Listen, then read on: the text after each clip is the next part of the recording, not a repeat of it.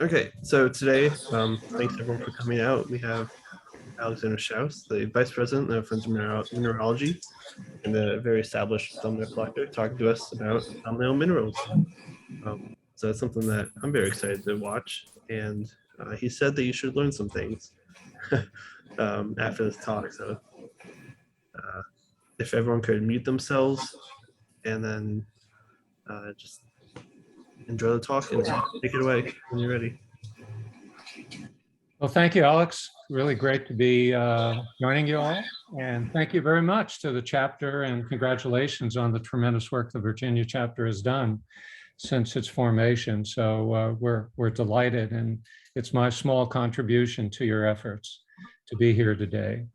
What I'd really like to do is sort of start first with a dedication of my presentation today to Frederick Poe. Dr. Poe, who earned his PhD at Harvard. I had the pleasure of meeting him when I was a very young child at the age of 7.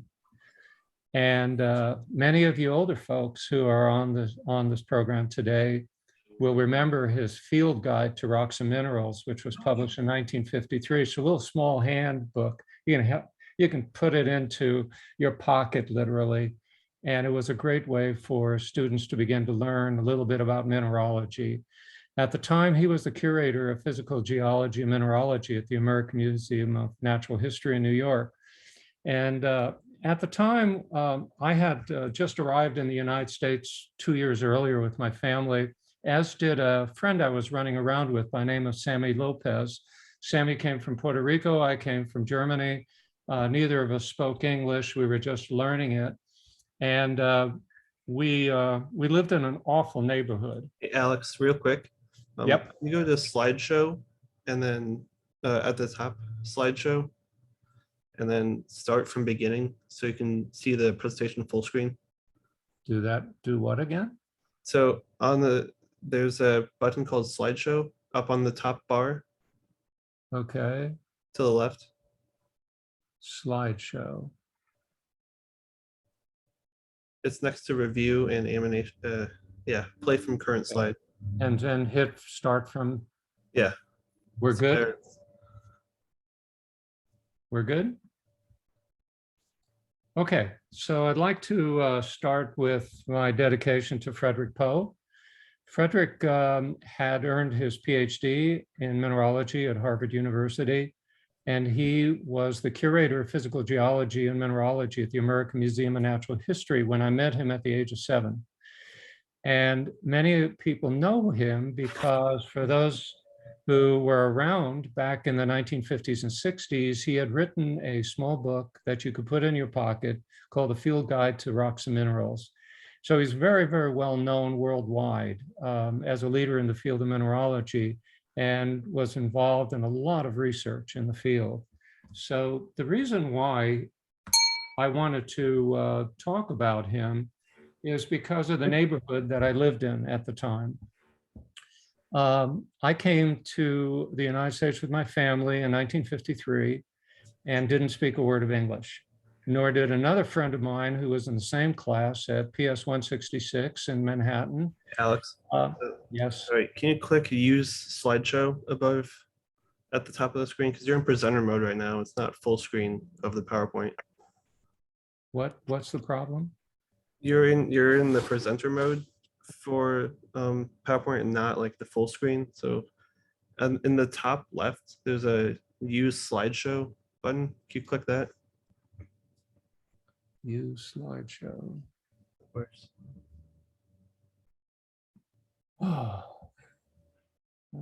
Use slide. I'm not sure why I went to in the upper left corner, it looks like 2 rectangles. Perfect. Oh, that looks gorgeous. Okay, there we go. So that's what we need. So everyone heard what I said, but you did not see the previous slide, did you? We saw it. It was just smaller with your other slides around it. So now Okay, all we see is your one slide. Yeah, we're Looks good now. Thank you, Andrea. Okay, so this was a description by Joseph Lyford of the neighborhood that we moved into on the Upper West Side. Today, the Upper West Side of Manhattan is considered to be a very elegant upper middle class neighborhood, but not when we moved there in 1950s, along with the cockroaches and the rats and the mice. So Sammy Lopez from Puerto Rico and myself, I came from Germany. Both of us spoke very little bit of English. We were just learning it in elementary school. And this was a description of Joseph Leifert's book, The Airtight Cage, of what it was like living in that neighborhood on that very street, which, by the way, had the largest gang in New York City, 5,000 members. They were called the Comanches. Most of them were ex-Korean vets with a chip on their shoulder, because many of them were not given any recognition for what they had achieved in Korea, especially by World War II veterans. And so what we had were a lot of angry young men who congregated, and the headquarters was on the street that I was living on 89th Street between Amsterdam and Columbus Avenue, for those of you familiar with that part of the city. So here he wrote, I found it difficult to block out the sirens and sounds that instilled fear and resentment. It did not take long to realize that this was a different community, a far more insidiously dangerous neighborhood, riddled by tragic episodes of crime and violence, nestled among decomposing tenement buildings, occupied by broken spirits seeking escape from hopelessness and despair. And that's a really good description of what the neighborhood was like. So what happened next was, let's go to the next slide. Sammy and I went into Central Park as a way of escaping the streets and all the crime and the noise and all the other problems that were there. And we saw this large outcropping in Central Park. And we went back to our house and we went down to a superintendent of the building and asked for a hammer. We went back out to Central Park. We chipped this piece out. It's a little larger than your hand in size. We took it to a teacher and we were convinced, because it had to be either silver or gold.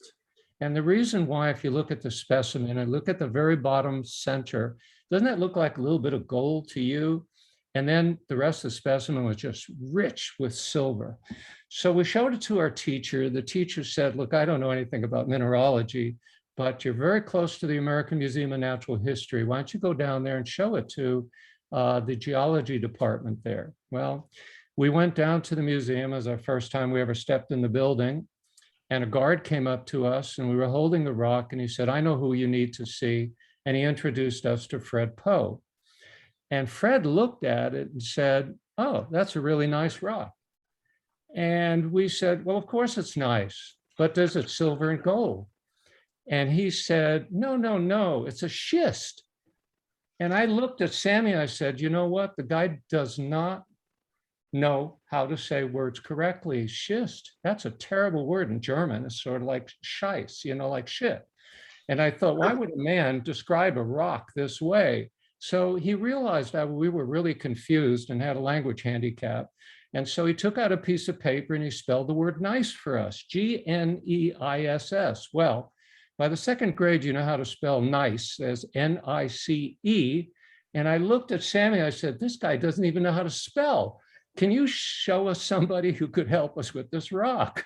Well, we didn't know who he was, that he was the curator, that he had a PhD from Harvard or anything like that. But anyway, he then described to us and explained, of course, what a gneiss rock is and what a schist is. But he also invited us to return and learn about mineralogy. Well, as it turned out, he couldn't get rid of me for the next 8 years. And so I was very fortunate in having a remarkable mentor, guide, and educator who eventually allowed me to handle thousands of specimens, to the point that today I could easily identify about 1,800 specimens by site, and usually by location. And a lot of times it puzzled people here at the Tucson Gem and Mineral Show or at Denver Show, because I would look at a specimen and I would go, oh, that's a pyromorphite, and it comes from the Kellogg mine. It was pulled out at the 420, and it was Dave Smith in 1953. And they would look at me in amazement and say, how could you possibly know that? Well, that's because I handled the specimen. We were doing curatorial work. So we were recording pictures of the specimen. We were writing everything down. And that's the way over time you learn a lot of these specimens. So anyway, that's my little bit of background. So people have asked, why do you collect thumbnail size specimens? Because you can have everything from micros all the way to cabinet specimen, museum size specimens. Well, there's about 7 good reasons. The likelihood of finding keepers while you're out field collecting is better. In other words, you're more likely to find a specimen that has really sharp characteristics, aesthetics, colors, morphology, things of that nature while you're field collecting. It doesn't have to be very big, but you could have a really nice small specimen. It requires less space. I discovered this in college when I brought big specimens to my dorm at the University of New Mexico, only to find out I had one single drawer to put them all in. And so I started trading the larger specimens for smaller specimens, and that's how I got into thumbnail collecting. You're able to store a wide variety of specimens, lots of them, as you'll see here shortly. And some species just don't get much larger. So you can get a really nice looking specimen in a thumbnail size. You're able to collect more rarities. Rarities sometimes are difficult to see much larger than a thumbnail. It's less expensive to collect. I think that's pretty obvious. And it contributes to developing a passion for minerals and the study of mineralogy because you can collect so many different species. A thing that you always want to do with any mineral specimen is always consider its condition, freedom from damage, its aesthetics, its associations, its rarity, and its provenance. So here's an example of a display case of thumbnail minerals. There are 4 shelves. You're seeing 3 of them. These 4 shelves have 348 different species. That's just one display case.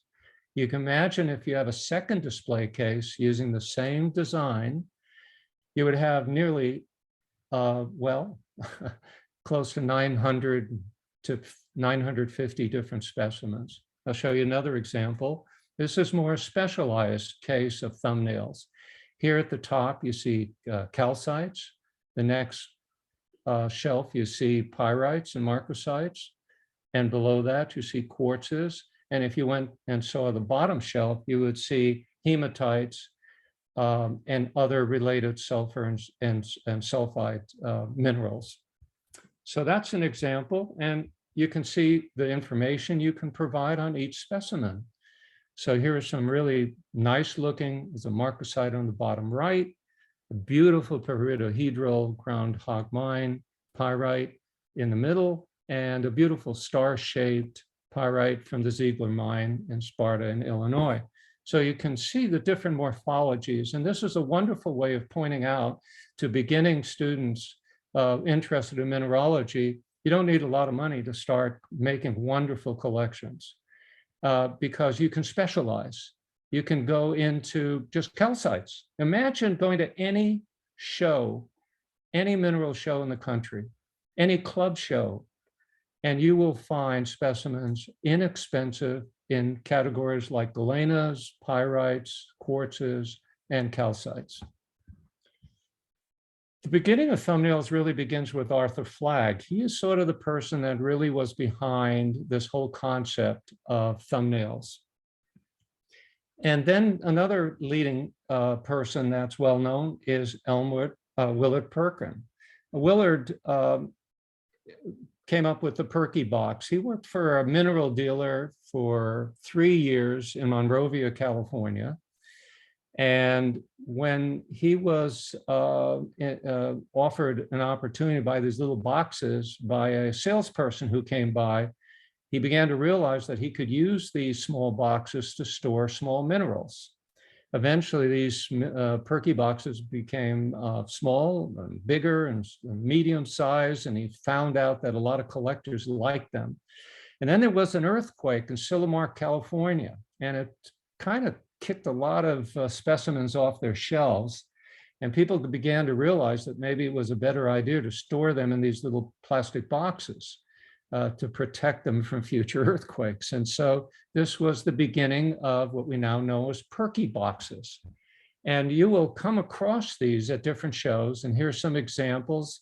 The one at the right is the Perky box when he lived in Burbank, California. And the one on the left is also a different box, also from Burbank. And he would have these different numbers, 1, 2, 3, and 4, as well as later 5, 6, and 7. And very inexpensive. And boy, were they popular. And today, when you find these, what you'll notice in the middle is sometimes these little labels. And this is a good example of don't throw those little labels away. They're part of your provenance.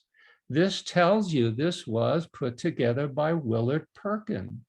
And so you have some history here behind this particular specimen. And I've seen people so many times throw all that stuff out of the box and just grab the specimen and then put it somewhere else. And they've lost the provenance as a result. So here's an example of why provenance is important. So here's a new barite specimen. This has several labels, and you see a picture of Newber, who was the person. This was taken in 1893. And you see his label made by George English. And then these are other ones, Gene Schlepp's, and just different Jelk's label to the bottom right there. So these are different examples of labels we want to keep. This just preserves that provenance. So what actually is a Perky box, and what are the dimensions for thumbnails? Well, we always hear it's an inch by inch, roughly 2.54 centimeters. But in actuality, if you look at the angle from one corner to another, it can be up to 1.732 inches in size. And this is really important to know, as I'm going to illustrate here to you. So here's a beautiful specimen of Widlikite. Originally, this was discovered in the Big Fish River in Dawson Mining District. And it was analyzed, and they thought it was a new mineral, and they called it Bauxite. And it turned out that it was approved as downsite, but several years later, the IMA decided, based on new evidence, that it was actually Widlikite. So here's a specimen. Note the size: 2.0 by 3.5 by 0.6 centimeters. So you would think to yourself, wait a minute.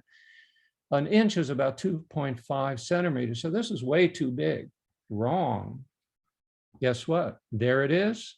And here's a little box that we use to make sure that it fits within that one cube, especially when we're doing judging. And it fits perfectly inside there because it goes from one corner to another. Now, here's another Widlikite with Kulanite, Colonsite, and Erogitite. Here, the problem is it is too big.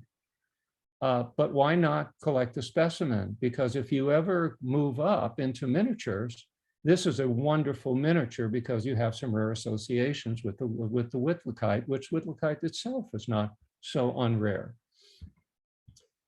This was William Pinch's favorite specimen. He came over to the house and he looked at probably well over 1,000 specimens. And finally, my wife said, well, which one is your favorite, Bill? And many of you know that William W. Pinch knew his minerals, especially rarities.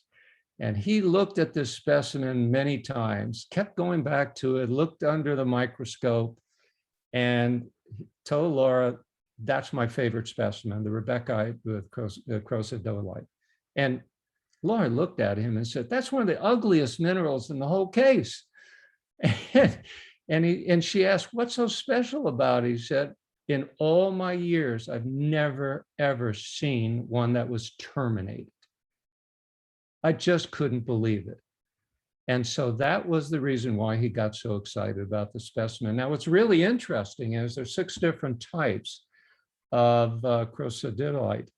And one of them, which comes from the most toxic of all forms of which this, by the way, contains lots of asbestos, was used in the 1950s in filter tip cigarettes. So what's really interesting is when people were smoking in the 1950s, this is before the Surgeon General's report on lung cancer,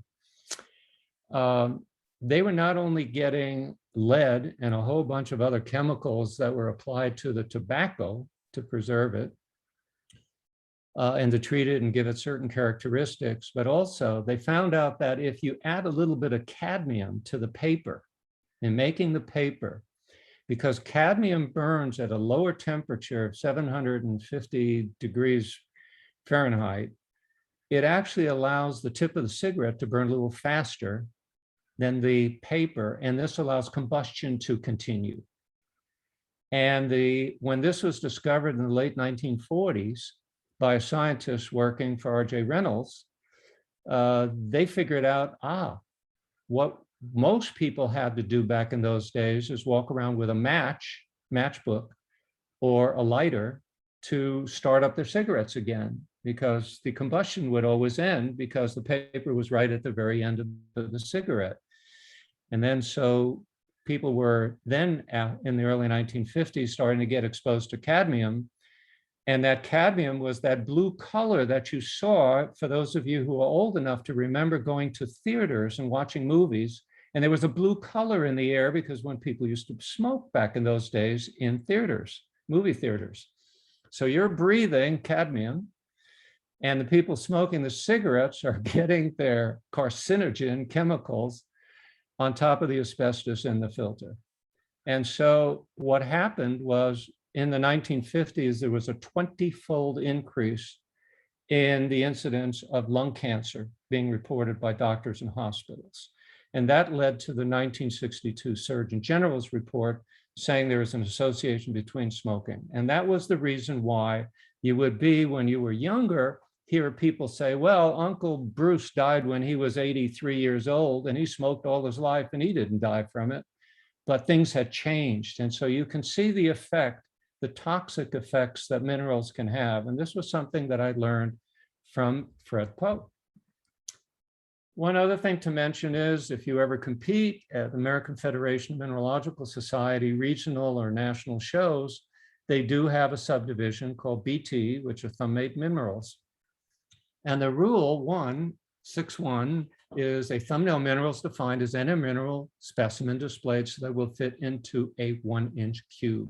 And this is what has created so many problems for a lot of collectors of thumbnails, because they adhere to this 1-inch cube, not thinking of the corner-to-corner angles that allow you to get much larger specimens for display. So a lot of people have walked away from larger specimens, quote unquote, that actually would have fit easily into a display for a thumbnail. And the third rule, the second rule here, number 211, which I really don't like, but here it is. This cube, when placed over the specimen as displayed, shall have the surface of one face parallel to the display surface. Specimen orientation can determine the eligibility for a given class or subdivision. So what happens sometimes is you've got a wonderful specimen. It's a little bit bigger than an inch, but unfortunately, because when you show it at its best characteristic appearance, it's too tall. And you put that box over it and it's ruled out of class and you lose a few points. So one of the things that I've always looked at, and again, what I learned is look at morphology, learn about crystals and crystal forms, look at the aesthetics, which is something that's very subjective, which you'll acquire over time. Look at color, understand which colors are rare and not so rare, and then also the rarity of the species itself. And then remember visibility. Some thumbnail collectors really do enjoy very small, perfect, quote unquote, word perfect, crystal forms for thumbnails. That's fine. I have no problem people doing that, but you're allowed to go up to an inch, actually an inch and 0.72. So you can make a much larger specimen that's much easier to see. And so don't, get locked in so much into perfection, which is much better in micros than it is in thumbnails and larger specimens. You really want to see perfect morphology, crystallography, you go into micro collecting or add that to your collections. This is a beautiful example of a morphological specimen of fluoropothylite that was featured in rocks and minerals. And they talk a lot about its morphology. This is a beautiful article that was written some years ago. Let's talk about aesthetics. The appreciation of aesthetics requires no mineralogical knowledge. It's totally subjective, but what you find, it improves over time as additional specimens are acquired and viewed. One of the things that you will see, the longer you collect specimens, the more specimens you see, the more you begin to note what's more aesthetic or less aesthetic. One of the advantages that I've had is I have traveled to 55 countries. I'm a scientist. I've written a lot of papers and chapters and books, and it's taken me around the world making lectures, and I always go somewhere where I could see collections, either in private hands or museums. And it has allowed me to see a lot of specimens and get a much better idea for aesthetics and also rarity and other features that we've talked about. Here's a really good example of a nice aesthetic specimen. And this is this peridiohedral crystal from the Groundhog Mine. When this appeared, it was Jeff Fast, a mineral dealer, who offered this on the internet. I just happened to be on the internet, saw what he had to offer. He had just put it out a few minutes earlier, and I grabbed it right away. Just loved the aesthetics. And within about an hour, he had over 100 other people who wanted to get that specimen. Here's another picture of the same specimen. So you can see sometimes the aesthetics varies depending on which way you're looking at it. Here's another example of aesthetics. You got a nice sidebar crystal here of realgar. But one of the problems with realgar is it's extremely light sensitive, and I mean really light sensitive. This type of a specimen was actually put into a display at the University of Arizona during a year of about 9 months featuring Chinese minerals. And since one of these specimens came from Ximen County in Hunan Province in China, it was under a very light light, not a very strong spotlight. And by the time that specimen was returned, half of it had turned into orpiment. So it turned from this beautiful red into an orange red specimen. Phosphophylite twins are quite rare. These are some of the classics that come from Potosi with beautiful aesthetics. Another example with a sidebar is an Anglicite, and this one is from Morocco. I really love this dravite. It reminds me of a glass of root beer with a scoop of ice cream, vanilla ice cream at the top. So beautiful specimen, beautiful silicate. Again, here you have association. You've got a beautiful group of pyrite crystals with a euclase. This specimen is a spessartine, which I field collected in 1980. I went out to the Broken Hill mine, which is 970 kilometers, about 600 miles. And I was told roughly where to collect. I spent the entire day looking for a good specimen out of the Broken Hill, did not find one. Until I was about to get back in the rental car, and I saw this shape of this clay shape, and I just stuck it in my pocket. And when I went to the hotel there, which by the way, I would give about a half a star to, in Broken Hill, I put it into a glass with some water, thinking, let's see what's underneath this ball. And that's what I woke up to look at the next morning, with all of the clay on the at the bottom of the glass. So that was worth the trip right there. One of my favorite specimens. This one, we call it the disco ball. They come in different sizes, and it was nice to find one that fit perfectly within a 2.5 centimeter ball as a thumbnail. Beautiful little specimen. Here's the star from Sparta, Randolph County. Nice sulfide. So you know, sulfides are minerals that go with metals or semi-metals. where sulfates are SO4 radicals. And so that's how you distinguish your sulfides from your sulfides from your sulfates. A lot of times we talk about black uglies. And I like a lot of black uglies, by the way, and you'll see some as well. But that's how you distinguish one from the other, from a chemistry standpoint. Marcocites, the only trouble with Marcocites, you have to be very careful because Marcocites can fall apart. And these are very stable, the ones that come from Cap-Lang-Nice in France. I've looked at some in France that are well over 125 years old, and they're still as good as the day they were collected. And there are other collecting sites where Marcocites are not so stable and they will fall apart over time. This is another aesthetic piece of Fluoride, another sulfide on quartz crystals. It just nests right there into the specimen from Bulgaria. This is also one of my favorite specimens, the Wilfonite with Mimitite. I acquired this probably 35 years ago from the San Francisco mine when these first came out. They were very inexpensive. They were actually, at the time when these first came out, there were altogether about 800 beer flats of different Wilfonite Mimitite combinations. And most of them were awful. There were 80, however, that had really good specimens. And they have just disappeared over time. And you find a lot of them in collections and in museums today. Beautiful Schulasite. Who can beat that for aesthetics? This is a spessartine sitting on albite, nice white albite with a gem spessartine crystal at the bottom. This is from Pakistan. Olmeites come in different colors, different morphologies. This is a really nice one from South Africa, from the manganese fields. Epidite, this is a very beautiful form of epidite from Mont Saint-Hilaire. A nice rhodochrosite with calcite from Ancash department in Peru, from the San Martin mine. Here's a nice one also from Peru, from Inca department, Salinas de Otoama.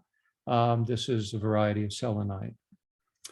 And this beautiful silver, these came out just several years ago, can't find any anymore. So again, if you find something that appeals to you, grab it when you can and note the size, 3.2.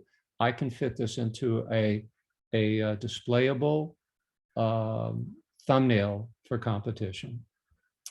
This is a fluoropothylite. What makes this particularly special is its color. Usually it doesn't come quite this beautifully green. We call this a bow tie. Here's another this is a fluoropothylite. And one of my favorite cerusites. This is a carbonate specimen, a lead carbonate, and a nice twin. And this one happens to come from Morocco, although many people have thought that for a while that this came from Sumed, but we've done enough analysis on it to be certain it is from Morocco. Here's another cerusite. Look at the difference in morphology, but this one is from Sumed. This is a nice gold specimen from Alta Floresta, and a sophorite from also from Minas Gerais in Brazil. Here's a beautiful rutile twin from Minas Gerais. And let's talk about colors. Well, here's a beautiful color. This is a calcite variety Cobaltan from Kolwezi in Katanga, Zaire. Beautiful specimen sitting on its host rock. Uranosursite, really beautiful one, also from Minas Gerais. Look at this malachite, rather different than what we typically see as sort of crystal specimens. And this is a different one from the Malpillas mine in Cutaca, Sonora, Mexico, just south of the border here from Tucson. Beautiful diopside from Tanzania. Look at the color on the rhodochrosite. Rhodochrosite reds are just amazing. I have had a chance to see probably about 1,000 different rhodochrosites. as I was lecturing in 1983 in South Africa during the height of apartheid at all the universities, and was able to see a lot of private collections that came out of the Kalahari manganese field. And so, you know, when somebody says to me, how come, Alex, you gave that a 9.0 in competition? My dealer said it's the best in the world. I said, well, I'd like you to go down to South Africa and you will see the best in the world down there. So this is the reason why I often caution people not to exaggerate on how exceptional their specimen is compared to all of them until you've been to all the museums, all the private collections there are. It's probably an exceptionally good specimen, but it may not be the best in the world. This is an interesting chrysoberyl. It's the Alexandrite. And you see the different colors at different angles, right? The pleochromism. Chabasite from Nova Scotia, nice orange color. You don't see too many of that color. And here's a different dioptase, this one from the Congo. And fluoropothylite, beautiful blue color. Nice group of different crystals. Here's a nice vivid euclase. This is an exceptional piece and beautiful color. Here's another euclase. This one's from Colombia, blue. And here's a nice rhodonite, rich color, but not the best in the world. Lovely Legrandite. How could we talk about colors if we don't look at yellow Legrandites? Beautiful arsenate. And Ettringite, an interesting story I can tell you was, again, going back 1983, I was in Cape Town and I was going to go diving with a group of marine scientists from the University of Cape Town. And they told me the only place that I could get diving equipment was at a store that sold different type of cleaning equipment. So I went in there and I found out that on the second floor of the building was a mineral shop. So I climbed up the stairs and walked in there, and there were all these minerals mostly from South Africa and Southern Africa. And just as I was about to leave, a man knocked on the door there and said, I've got 20 flats of minerals I just brought back from the Kalahari manganese field. Could somebody help me bring them upstairs? And so I rose my hand and volunteered and went downstairs. And all of a sudden, as he was piling these flats into my hand, one after another, I said, are you sure there's something in here? These were about as light as feathers. And this was the first time we saw these Ettringites and all these other specimens that were coming out of the Kalahari Desert. And he let me pick a few out of there, and this was one of them. Shujalite. This came several years later from the Discovery Pocket in the Channing 2 mine. And for those of you, sometimes it's really confusing. There's a Channing mine 1, there's a Channing mine 2, the Channing mine 3. They're all interconnected. And it really takes a bit of work to figure out actually which mine it came out of. But this one I was able to verify because I had photos in situ of where it was collected inside of the Channing 2 mine in November 2013. Pentagonite, beautiful specimen, beautiful blue. Proustite, light sensitive, beautiful sulfur salt of silver. And so here we have a nice rich combination of different colors.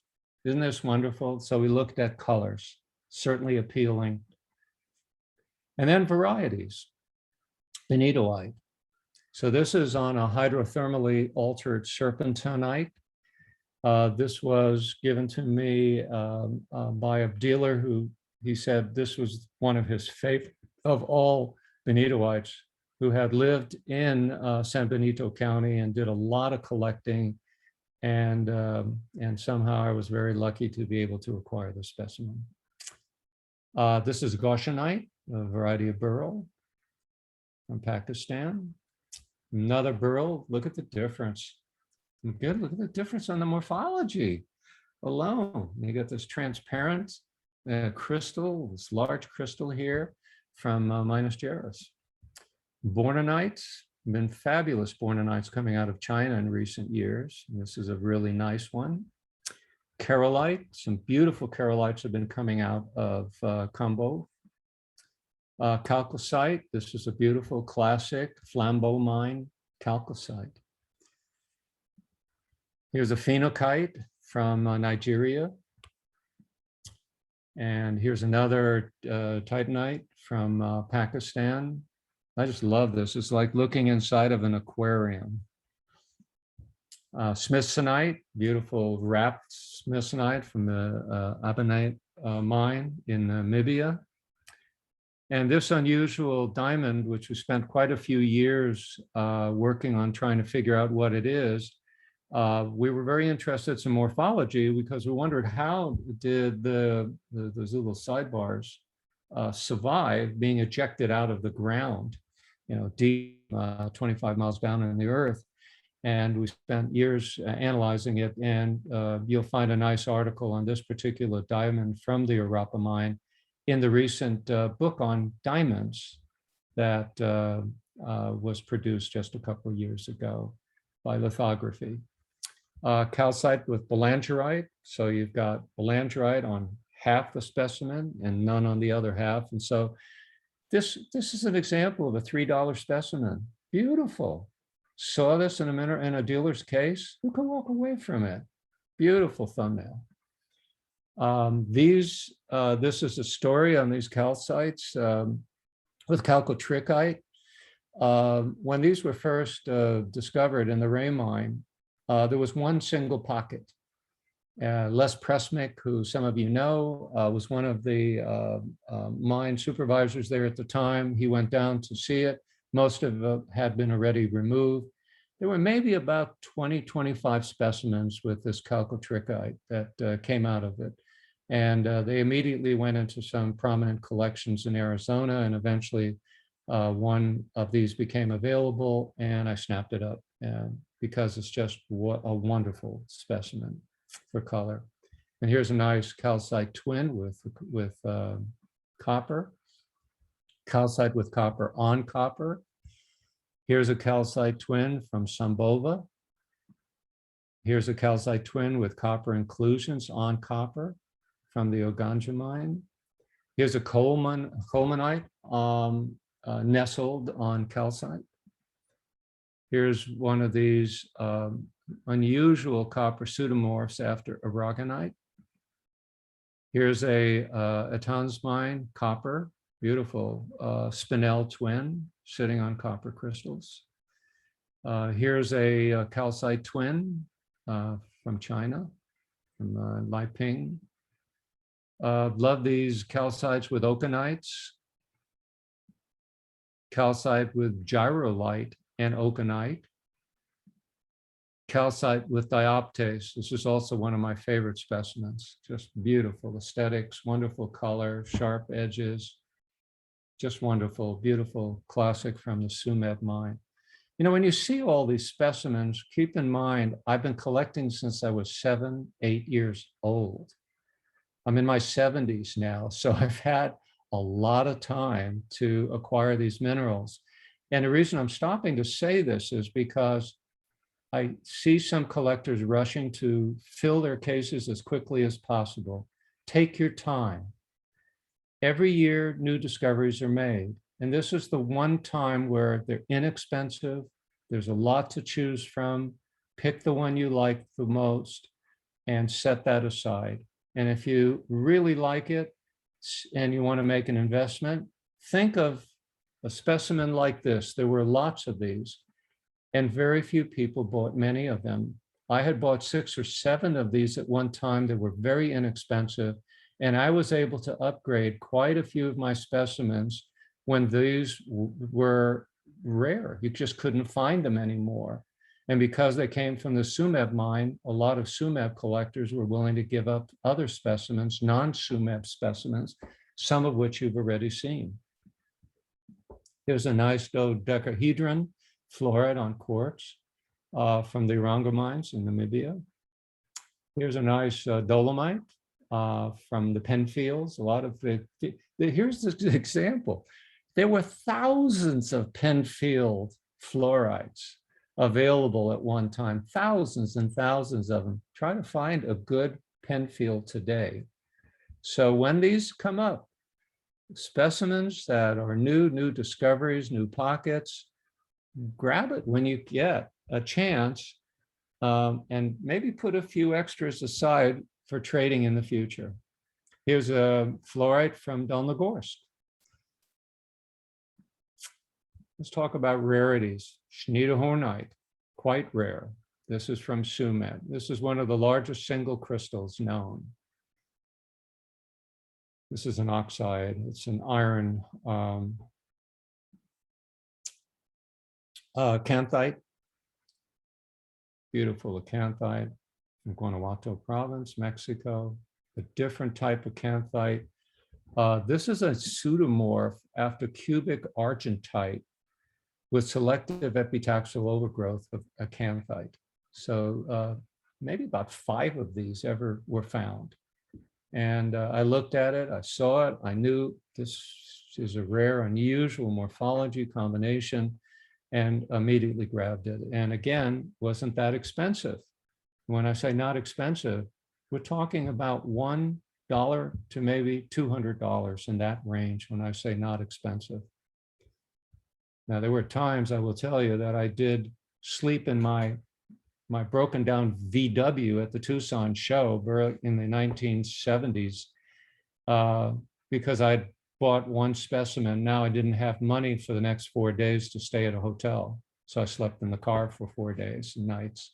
So yeah, I guess expense is relative to all of us. This is a twin armonite. This is a 1894 anhydrite, beautiful specimens from the Simplon Railroad Tunnel. Here's a azurite with plancheite. It's the combination that's rare. Bismutotantalite. This is an exceptional crystal also for size. Here's that Bopdownsite, which we realize now is not a Bopdownsite, but a Widlikite. It was the largest known specimen at the time it was collected. And here we see that Kulanite, Colensite, and Arachidite combination. Here's a rare Kronstadite from Romania. It's an exceptional crystal on siderite. Cubanite, large Cubanite. This is a full thumbnail size Cubanite from the Henderson #2 mine in Quebec. Ferrokarsterite, it's a twin, and that's what makes it particularly rare. Fluoropothylite, this silicate is was recently illustrated in one of the books from lithography. Geochronite, beautiful specimen, this one from Tuscany in Italy. Tessite with gold, this is an 1820 specimen. It's a rare twin laminal form. You see the gold, if you look to the very bottom of the specimen toward a little bit to the left of the bottom there, you'll see the gold, and there's more gold on the backside. These are some of the rare ones that have survived. Jacobsite from Sweden, from the Jakobsberg mine. This is exceptionally rare. Bill Pinch said probably the best one he had ever seen. But again, I haven't looked at all of the Jacobsites that are available in the Scandinavian countries, because certainly there could be more. Josiite, this is exceptionally rare. There were only 5 of these found. This is one that broke off from another specimen. And as a result, I was able to get it. Otherwise, all the rest of them were miniatures. Ericite, this is a single crystal from the Bobi potash mine in England. Georgite from Kazakhstan, beautiful sulfate. Hydroborsite, interesting thing about hydroborsite, they come in two different Mohs hardnesses, 3 to 3.5 and 5 to 6. And this is one of the 5 to 6, which is the less common form of hydroborsite from the Kronstein quarry. I believe this one was collected in 1953. Illuminite. This is an exceptional radial spray cluster.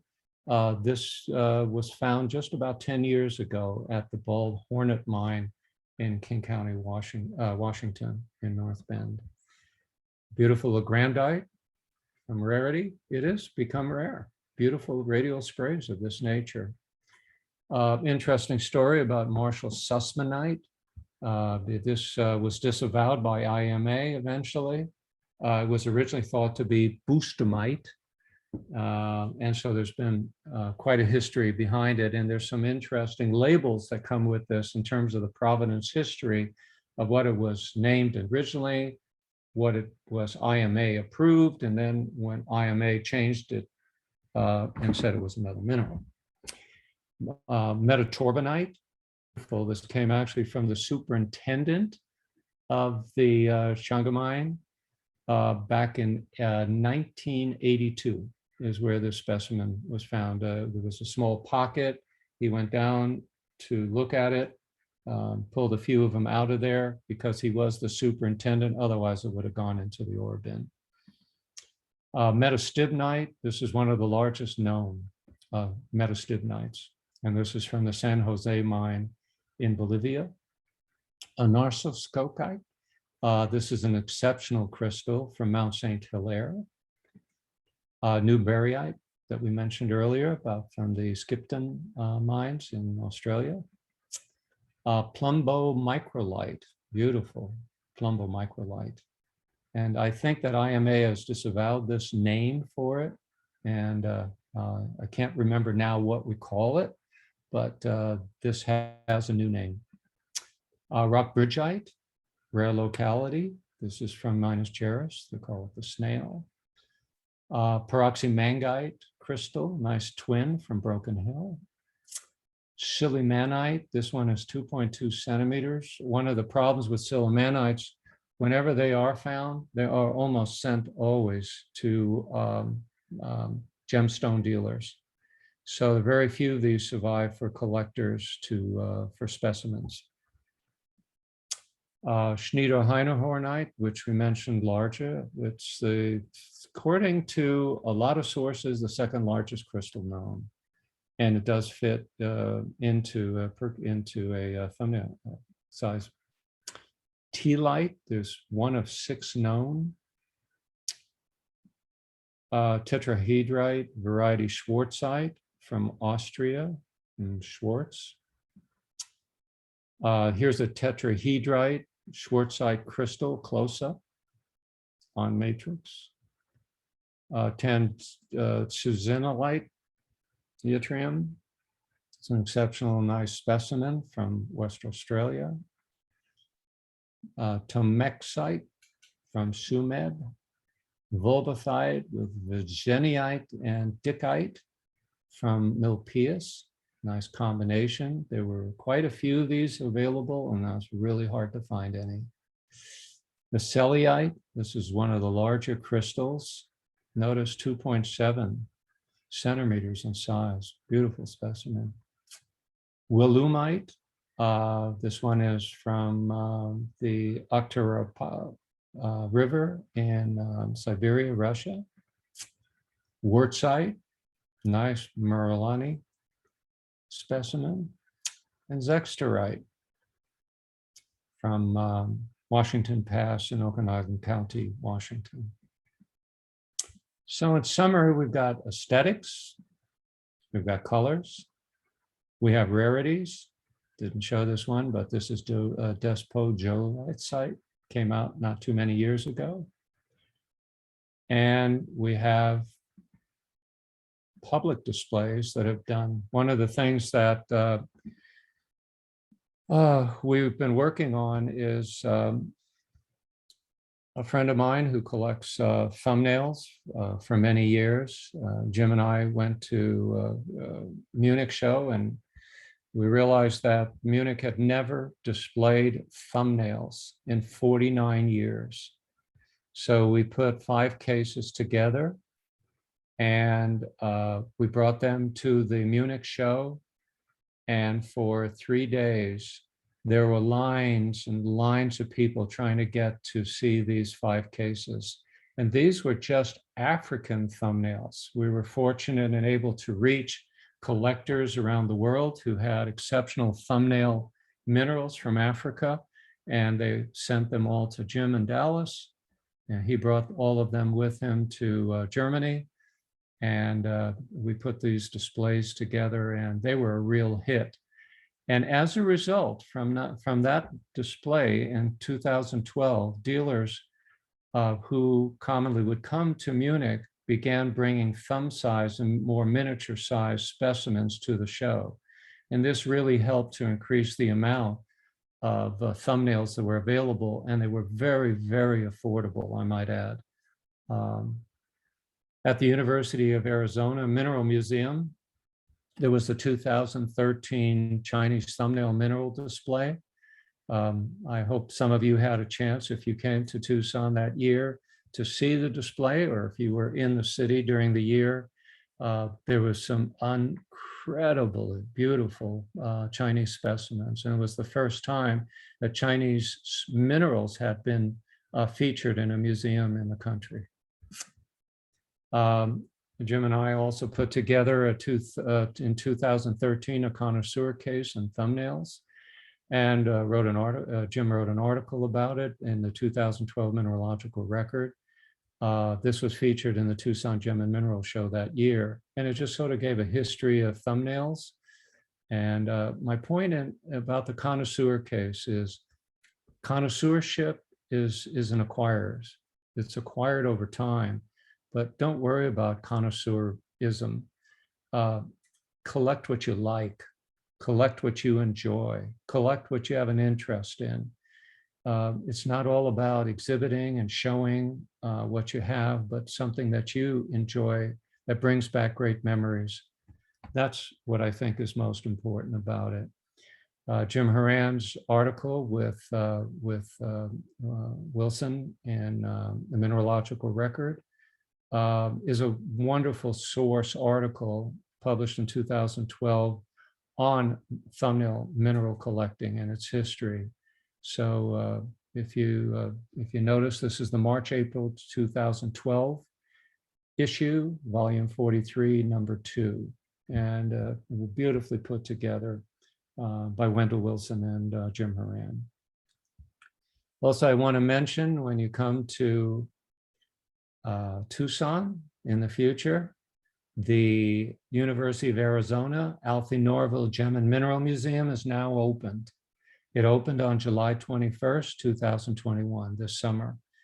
And it's had rave reviews. And I know all of you will be very fortunate in having an opportunity to spend some time. I've been informed by the university that starts once the many satellite shows begin in Tucson in January. The museum will be open from early in the morning, 8 a.m. to 10 o'clock at night. And that will allow dealers and collectors who, because a lot of people, to go out for dinner, but even if your dinner ends at 8 o'clock, you've got 2 hours to enjoy. And I'm sure they're not going to kick you out exactly at 10 p.m., but I do hope all of you get a chance to see it. I served on the advisory board for the Gem and Mineral Museum for 7-8 years. And it came out exactly like we had hoped. A lot of effort, time went into it. I might mention who Alfie Norville is. Alfie started a gem show that's across the street from the convention center. And there was talk when that show had begun that the gemstone dealers were going to move to Phoenix or Las Vegas.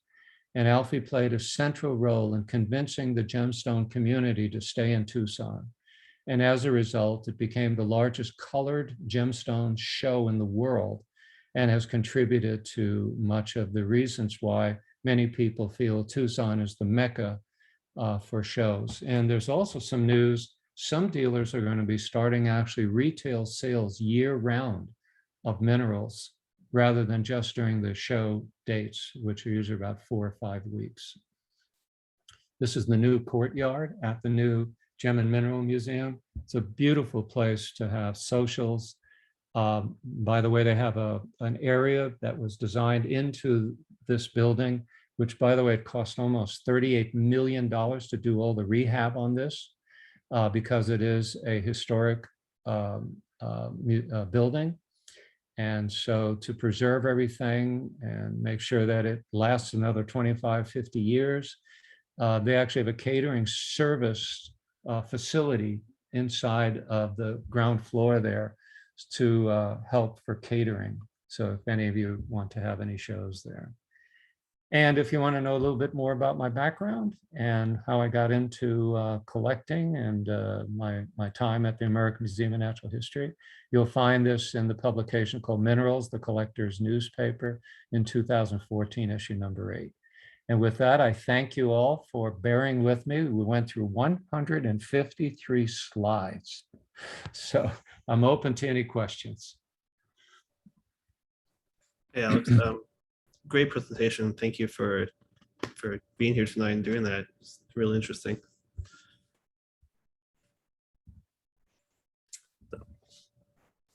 Alex, could you comment on your thoughts on the difference between the Perky box with its pivoting top and a European style, which just slides down from on top? Oh, I like the Perky boxes because it has a little clip in the front. And so, but even with that little, I don't know what you'd call a plastic link to each other, what you can do is you can put a rubber band around it. And I always put 2 rubber bands around all of my Perky boxes. And what I do, I over the years, I bought, like, if I go to a dealer and I see a specimen I like, and I see a whole bunch of specimens I don't want to add to my collection, but I want to gift to young people, I will buy 10 specimens. And I put those 9 aside. And when a child comes over and looks at the specimens, and I've lived in several states, New Mexico, South Dakota, Washington State, here, obviously New York, I always gave specimens to kids to get them going. Especially, I put 9 of them out there and I said, which one do you like the most? And of course, I usually took the youngest child first and the oldest one later, because the oldest always win, and let them pick out. And then I will surprise them because somebody will walk away and go, oh, I wanted that specimen. I say, well, let me show you some calcites now I have. And I'll put 9 calcites out there and let that person now pick it. And eventually they all walk away with specimens that they can show their family and friends. So I think that's really, really important, because this is something that I learned from Fred Poe and from many others over the years, is the importance of sharing our wealth, our knowledge with young people. And for that reason, I used to take kids on a lot of trips. And by the way, when I lived in Washington State, I lived there for almost 35 years. One of the things that I did is I took them up into the Cascades, because there were beautiful zeolites up there, gorgeous zeolites. And I used to work with the state geologist. And when they had to open up a new area for lumbering, where they had to cut the trees out and haul them away to get processed, he would tell me, Alex, we have a new lumber road. It's road number 156 in Skamania County. And if you go there, you'll find some zeolites, and he gave me the best information he could. I'd race up there to look at it. I would find the pocket he was referring to. And as soon as I had a chance, I'd go to the Puyallup Gem and Mineral Club outside Tacoma. They would get word out to other youngsters around different clubs in the state. And we would all meet at a certain place. We would all go up there. And I was always hand out maps, because there was a tendency for people to get lost. And we always would go up there in a caravan. And what would happen a month later is adults would come up to me and say, Alex, I used that map and I can't find that pocket. I said, well, of course, that map didn't tell you exactly where that pocket was. I told you that pocket was for the kids, not for the adults. And as a result of that, a lot of the adults learned you can't rely on that map that Alex gives you, because I wanted to preserve those specimens for children, because I wanted them to collect those specimens. And sometimes I would ask a boy or a girl, you mind if I take this specimen with me? I'm going to be going to Copenhagen, Denmark, and I'm going to see a curator there who's a geologist who does a lot of collecting in Greenland. And I want to show him these zeolites. And when I took them out there to show it to him, he was convinced these all came from India, not from Washington State. And I said, an 8-year-old collected this specimen, a 9-year-old collected this one, a 12-year-old collected this one. And he actually came out to Washington State to start collecting some of the zeolites there and brought them back to Copenhagen to his museum. So yeah, help kids get interested in mineralogy in this way.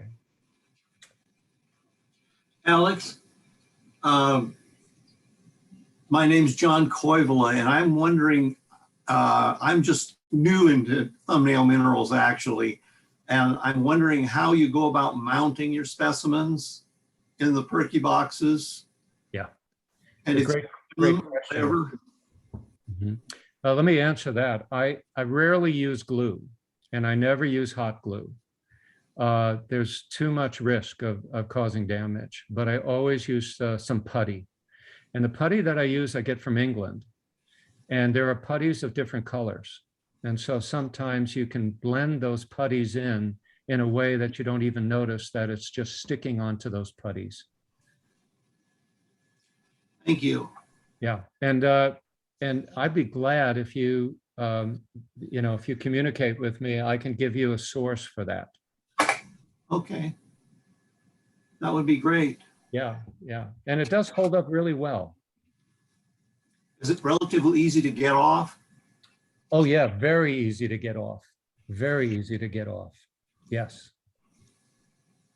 Well, thank you for the information. Absolutely.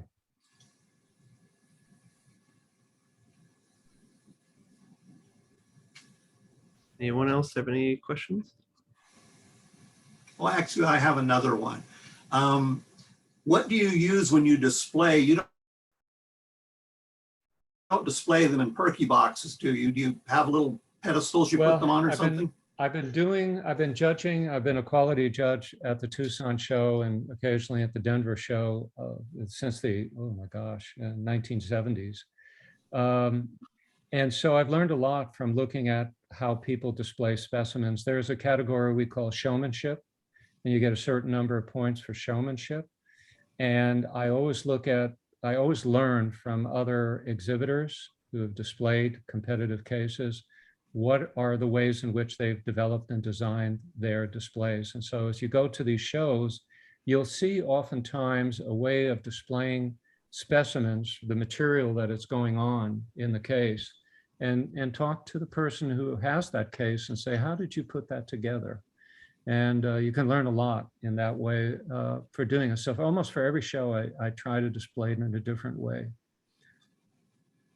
And learn from work with different materials. And, just the key thing is you want to have somebody walk by the display case and stop in their tracks and take a look at those minerals. You want that showmanship to bring people in to that case. I see so many opportunities for educational cases. And for example, the Denver show just ended. And as Friends of Mineralogy, we give an award to non-institutional display cases for education.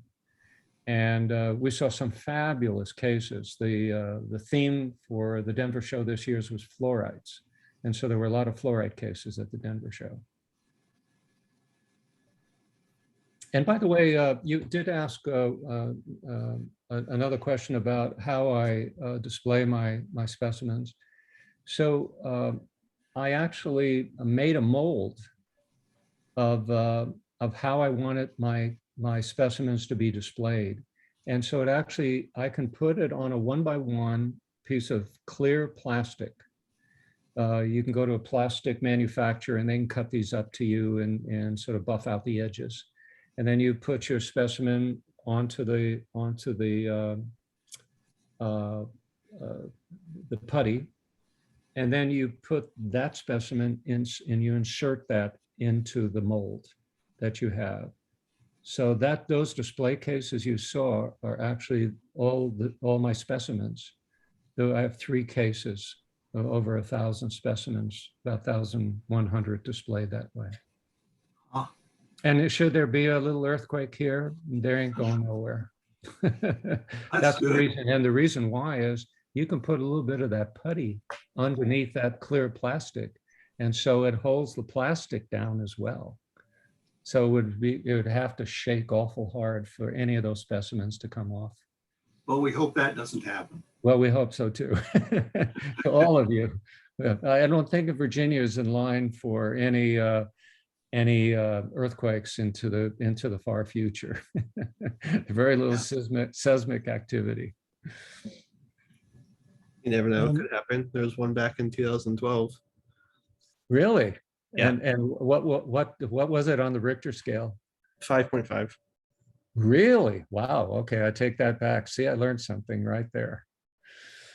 It's not common, but it can happen. It can happen. Yeah, it can happen. Yeah. We had one this week here in Australia. Oh, which yeah. is very unusual. Yeah. Yeah. By the way, you had a great mineral mentor and collector there in Sydney, at which his collection is now in the Australian National Museum, Steve. So Albert Chapman. yeah, I had the honor of meeting him for the first time in 1980. We gave a lecture at the University of Sydney Law School, and I had heard that he invited people to come over to his house. And the startling thing about the moment I walked into his house is the man was a phenomenal cabinet maker. Yeah. His cabinetry skills were remarkable. And so you were torn between spending time looking at the craftsmanship of his cabinetry and the specimens that he collected from his father and grandfather, going all the way back to the 1890s. So he was the one who, by the way, said, Alex, here's the spot where I suggest you collect at Broken Hill. And when he said it was only 600 kilometers, he meant 600 miles. He got that confused. And so in reality, to get out to Broken Hill was 970 kilometers. And it was an awful trip. I mean, this road was straight. And all of a sudden, these trucks would appear out of nowhere. And there would be like several of them coming one after the other. And the dust was unbelievable. And then you had the kangaroos that had no fear of cars. And Steve, I'll tell you a sad story though. This is, mind you, this is 1980. I was behind a pickup truck and there were 2 men who had rifles and they were shooting from the back of the car. It wasn't going that fast. I wasn't going to pass them with their rifles. And they were actually shooting at aboriginals, not kangaroos. So when I got into this very small town, Steve, I immediately went into the bar. There were 4 X's on the top of the signage there, which was a beer, I discovered. And I told them what happened and they all looked at me like, so what? That's 1980 Australia. Now that's not true today, but just to show you how culture has changed in Australia. That's very odd. I had one mineral related question for you as well. You showed a photo of Newburyite from Skipton. It just doesn't look right to me. Have you got any history on that particular specimen? Yeah, actually I got that from a dealer in England who had acquired it in Australia. I probably could pull out some of the provenance information for you. Yeah, that'd be good because it looks the wrong habit and the wrong sort of luster and whatever as well. But there are other phosphates, maybe a struvite or a pseudomorph or something like that, but it just doesn't look right for a Newburyite, that's all. Well, I'll ramen it again. I almost ramen all of my specimens. I have access to it since I'm an associate researcher in the Department of Geology here at the University of Arizona. So if we can't figure it out with ramen, we'll go to, SEM and X-ray diffraction. And sometimes we go well beyond that when needed, especially when there's an article to be written. But I'll definitely go back to it. And if you stay in touch with me, Steve, I'll be glad to let you know the results. Yep, will do. Absolutely. And thanks. I always enjoy that type of feedback. Thank you. Well, that sounds like, I forget, it's not 5:45 where you are. It's 8:45 where you are. So I think everybody wants to get on with the evening. I have thoroughly enjoyed the opportunity of sharing a little bit about thumbnails. I didn't go into too much detail because it would have taken a lot more time on each specimen, some of the characteristics and its crystallography and history and provenance and things of that nature. But if there was a particular mineral that you wanted to know more about, please be in touch with me. I'd be more than glad to share that. By the way, Beth, thank you so much for being here. Beth is one of my favorite people in the world. I mean, she does such a great job, by the way, with Friends of Mineralogy, and we really appreciate all the work that you do. Thank you, Beth, and glad to see you. Thank you, Alex. Yeah. Again, thanks for coming out. This is great. So I hope everyone comes back next month because we're going to have a talk on Jackson Crossroads, Amethyst Mine. And then our last talk for this year in November is by Beth. And so you should come back for that as well. But yeah, thank you for everyone coming out and being here tonight. And Alex, again, thank you for speaking and showing all those wonderful pictures. It was great. Thank you. You're very welcome. Have a great evening and a great Good night, weekend. everyone. Hope you have time to collect. Good.